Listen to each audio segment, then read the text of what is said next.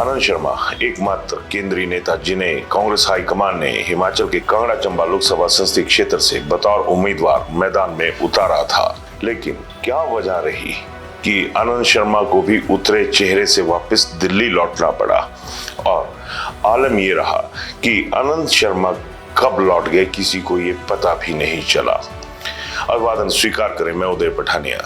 आज मैं कांगड़ा चंबा लोकसभा संसदीय क्षेत्र जो है उसके ऊपर बात करूंगा। आनंद शर्मा को 12th आवर पर कांग्रेस हाईकमान ने कांगड़ा चंबा विधानसभा क्षेत्र में चुनाव लड़ने के लिए भेजा था। जाहिर सी बात थी कि जिस तरह से कांग्रेस के लोगों ने आनंद शर्मा के आने से पहले ही ये माहौल बनाया हुआ था, या ये कहें कि ये सालों से ये माहौल बनाकर रखा हुआ था कि आनंद शर्मा एक व्हाइट कॉलर लीडर है और हाई एंड या फिर ये कहें कि हाई प्रोफाइल नेता है, तो उसका नुकसान भी कहीं ना कहीं यहाँ पर आनंद शर्मा को भुगतना पड़ा। पर क्या ये नुकसान असल में था या फिर ये नुकसान जबरन करवाया गया? चलिए सिलसिलेवार इसी खबर पर चलते हैं।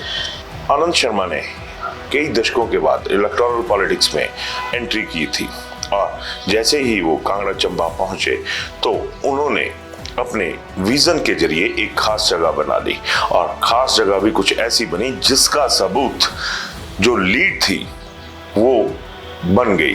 क्योंकि बीता जो लोकसभा चुनाव था जिसमें किशन कपूर यहाँ से भाजपा के प्रत्याशी थे, उन्होंने रिकॉर्ड मतों के साथ जीत हासिल की थी, और ये जो रिकॉर्ड था मत प्रतिशत के लिहाज से ये राष्ट्रीय स्तर पर रिकॉर्ड था। उस दौरान किशन कपूर लगभग 4,77,000 वोटों से जीत दर्ज करवाने में कामयाब रहे थे।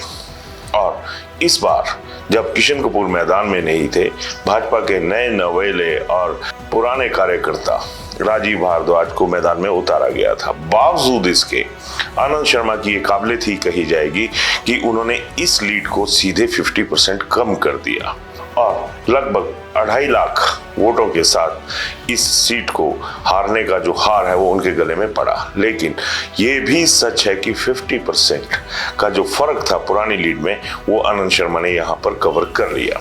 अब ये सवाल उठना लाजमी हो जाता है कि आखिर ये जो वोट था 2,51,000 के करीब वो आनंद शर्मा को क्यों पड़ा? अगर वो इतने ही हाई प्रोफाइल एंड के नेता थे या कुछ और था तो ये लीड 50% कम क्यों हुई? तो अब जो चुनावों के बाद आंकड़े निकलकर सामने आए वो सरेआम ये सबूत दे रहे हैं कि कांगड़ा चंबा के तमाम कांग्रेस के नेता, कांग्रेस के सिटिंग विधायक, एमएलए, मंत्री जो भी थे वो सब पिटे हुए खिलाड़ी साबित हुए। और मात्र 1.5 साल से भी कम अरसे में जिस कांग्रेस के पास एक तगड़ा बहुमत था सत्ता के लिए, जिस कांगड़ा चंबा ने रास्ता साफ करवाया था, उसी कांगड़ा चंबा ने आनंद शर्मा को साफ करके रख दिया। और सबूत तो ये आंकड़े ही हैं जो ये बता रहे हैं कि हजारों की लीड उन तमाम विधायकों के, मंत्रियों के इलाके से बीजेपी ले गई जो अपनी भूमिका को सरकार में कभी भी कमतर आंकते हुए नहीं देखे गए थे। तो फिर ऐसा क्या हुआ कि जो आनंद शर्मा के ऊपर ये गाज गिर गई?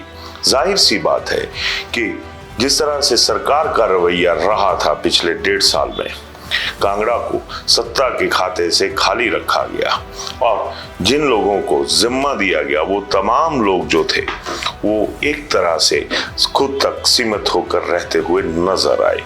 अब बकाया जो दल है जो जीते हैं वो अपनी लीड को काउंट कर रहे हैं कि किसकी कितनी ज्यादा लीड आई।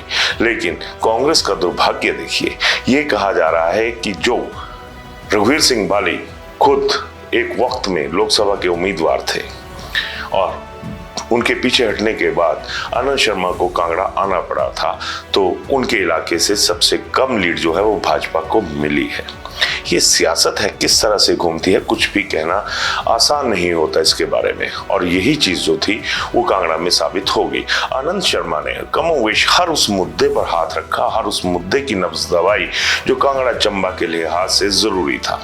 लेकिन वो रग, दुखती रग ना तो हिमाचल सरकार पकड़ पाई ना आनंद शर्मा पकड़ पाए, जिसकी वजह से हार का जो रोग है, हार का जो वायरस है वो पूरी कांग्रेस के भीतर कांगड़ा चंबा में फैल गया।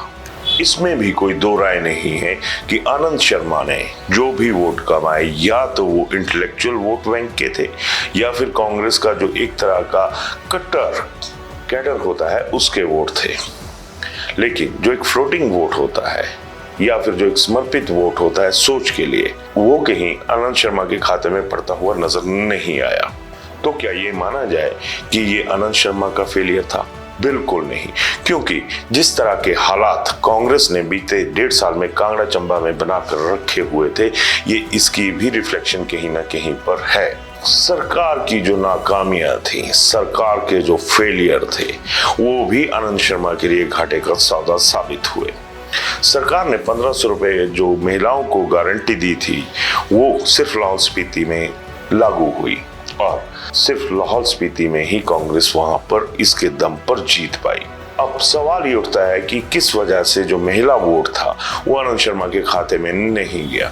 तो पॉलिटिकल एक्सपर्ट्स ये मानते हैं कि अब कहीं ना कहीं कांग्रेस के खिलाफ महिलाओं में ये गुस्सा बनने शुरू हो चुका है कि पिक एंड चूज नीति के तहत जो पेंशन है उसको लागू किया जा रहा है। तो ये भी माना जा रहा है कि महिलाओं ने आक्रोश में आकर सुखू सरकार को ये बता दिया कि अगर क्षेत्रवाद के लिहाज से ही महिलाओं को चिन्हित किया जाना है तो ये सही नहीं है। तो इस फैक्टर को भी कमतर नहीं आंका जा सकता। आनंद शर्मा ने जो राष्ट्रीय स्तर पर मुद्दे थे उन्हें आम जनता के सामने रखने में कोई कोर कसर बाकी नहीं रखी थी। बावजूद इसके उनके वजूद पर जो खतरा मंडराया और वो खतरा असर भी कर गया। तो ऐसे में ये कहना गलत नहीं होगा कि आनंद शर्मा खुद अपनों द्वारा मारे गए या फिर खुद अपनों द्वारा ही इस सियासत का शिकार हुए। नहीं तो 50% जो एक राष्ट्रीय रिकॉर्ड था उसकी लीड को कम करना कोई बहुत छोटी बात नहीं थी। आनंद शर्मा अब दिल्ली लौट गए हैं और पीछे एक बहुत बड़ा सवालों का जो जखीरा है उसे भी हिमाचल की कांग्रेसी सियासत के सीने पर रख गए हैं।